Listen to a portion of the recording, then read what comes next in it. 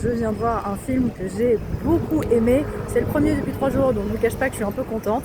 C'est Dossier 137 de Dominique Moll. C'est un film français qui est en compétition au 78e Festival de Cannes.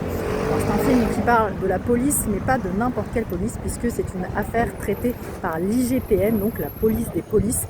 Ça suit l'enquête d'une policière de l'IGPN qui s'appelle Stéphanie, qui est jouée par Léa Drucker.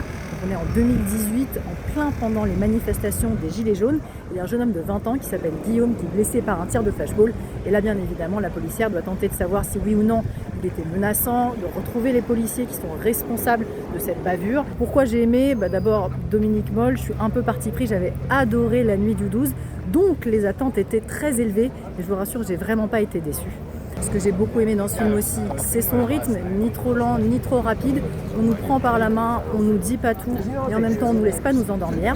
Comme dans La Nuit du 12, il y a un vrai accent qui est mis sur l'aspect procédure d'une enquête de la police, et notamment de l'IGPN, donc avec beaucoup de procès-verbaux, de rapports, d'auditions, etc. Des auditions qui sont par ailleurs très bien écrites, très bien montées, un peu comme un ping-pong entre les différents protagonistes. Et puis enfin, ce que j'ai beaucoup aimé aussi dans ce film, c'est le casting.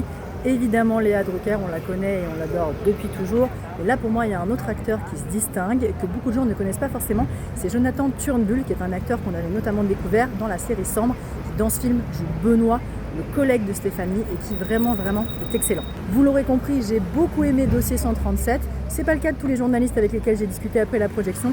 Mais moi, en tout cas, ça rentre dans la liste de mes films préférés à Cannes pour le moment.